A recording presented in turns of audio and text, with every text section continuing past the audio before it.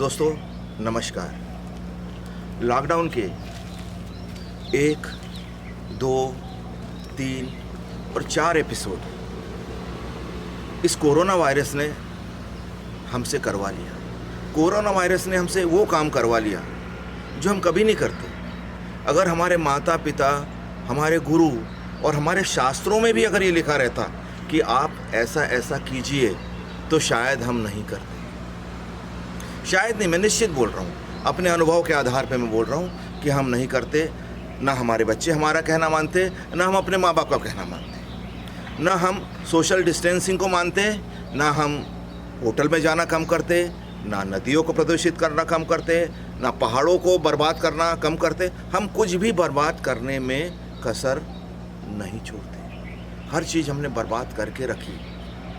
तो मेरे दिल में ऐसा ख्याल आया है, मेरा अपना ख्याल है, कहीं ऐसा तो नहीं कि इस सृष्टि के लिए हम वायरस हो। कोरोना को हम वायरस समझते, लेकिन कोरोना वायरस ने तो सृष्टि को साफ किया है। सृष्टि को उसने अपने उस मुकाम पे लाकर दिया है जहां से वो शुरुआत हुई थी। आदमियों को उन्होंने वहां पर स्टेज पे लाकर रखा है जहां पे उसकी शुरुआत होती है। परिवार को उसने वहां पर लाकर रखा है जहां से शुरुआत होनी चाहिए थी। तो ये शुरुआत हमें फिर फोकट में मिली है। और जो भी चीज़ हम लोग इंसानों को फोकट में मिलती है, हम उसको बर्बाद करने में कसर नहीं छोड़ते। ये तय बात है। तो मुझे तो ये लगता है कि कोरोना वायरस ना होकर इस सृष्टि को ह्यूमन वायरस हुआ है और सृष्टि ने उसका काम कर दिया है। अब लॉकडाउन 4 के बाद लॉकडाउन 5, 6, मुझे नहीं मालूम कि आगे ये कितना बढ़ेगा, किस रूप में होगा। पर इन दिनों मैंने देखा है लोगों की मानसिकताएं पूरी बदल गई। एक व्यक्ति की भी मानसिकता बदलते में सालों लग जाते हैं। बड़े बड़े मनोचिकित्सक की इतनी पुस्तकें हैं कि अगर हमारे ऊपर रख दी जाए तो हो सकता है एक आदमी मर जाए उसमें। क्या हुआ लिखने से, क्या हुआ पढ़ने से, क्या हुआ बताने से? कुछ नहीं हुआ केवल प्रैक्टिकली जो सृष्टि ने किया। एक छोटा सा वायरस, उसकी भनक, फिर उसका प्रैक्टिकल रूप में उठना, फिर उसका हमारे दिल के अंदर समा जाना, फिर हमारा उसका मान लेना। कितनी बड़ी बात हो गई थी। इसका मतलब ये निश्चित था कि इस सृष्टि के लिए हम वायरस हो गए थे। इसलिए कोरोना वायरस ने हमको मिटाया या ना मिटाया, ये तो बात की बात है, पर सृष्टि ने हमारे अंदर का जो अनह्यूमन था उस वायरस को मिटाने में तो ज़रूर हमारे साथ की। तो आज का वीडियो बनाने का यही उद्देश्य था कि हम अब कम से कम अपनी उन पुरानी आदतों को फिर से ना लाएं। कुछ नहीं होता। सत्ता, समृद्धि, आगे की भागने की दौड़, 21वीं, 22वीं, 25वीं सदी में जाने की हमारी काल्पनिक बातें मायने नहीं रखती। कुछ लोग बहुत अमीर हो जाते हैं, कुछ लोग गरीब रह जाते हैं। ये हम लोगों की रिस्पॉन्सिबिलिटी है कि हम सबको ऊपर उठाएं। सब ह्यूमन एक प्रकार के रहते हैं।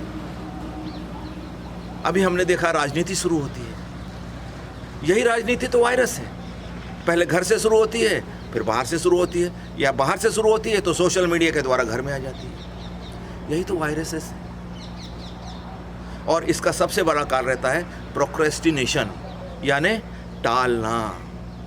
हम हर चीज़ को टालते जाते हैं, हर उस अच्छी चीज़ को टालते जाते हैं जो हमारे लिए फ़ायदेमंद सिद्ध नहीं होती, पर हम उस हर चीज़ को जो हमें क्षणिक फ़ायदा देती है उसको बढ़ाते हुए चलते हैं। ये हमारी मूर्खता है।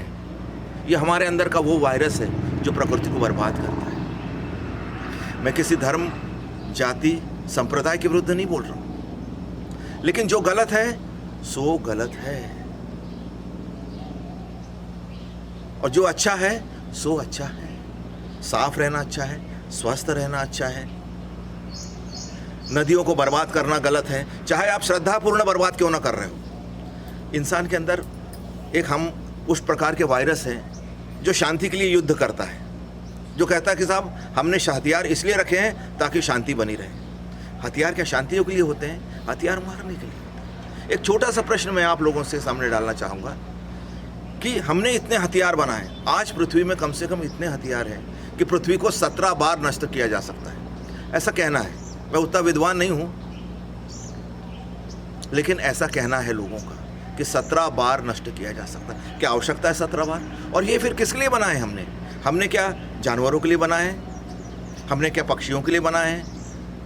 हमने क्या दुष्टों के लिए बनाए? नहीं, ये हथियार हमने उस जनता के लिए बनाए जिनको हम जानते भी नहीं। इससे बड़ी खतरनाक बात और क्या हो सकती है कि हमारे मानव बुद्धि ने हमको खुद करने के, हमको खत्म करने के ही उपाय कर लिए। तो दोस्तों, कोरोना की और भी कड़ियाँ रहेंगी। कोरोना ने हमें बहुत दिया है जो कोई शास्त्र नहीं दे सकता, जो कोई किताब नहीं दे सकती, और जो किसी भी प्रकार की बौद्धिक, शारीरिक या अन्य जो भी अन्वेषण हुए हैं वो कोई काम नहीं आए थे। यहाँ काम आया है तो कोरोना का अपना असली रूप। तो इस असली रूप जानने के लिए फिर अपन अगला वीडियो देखेंगे। तब तक के लिए नमस्कार।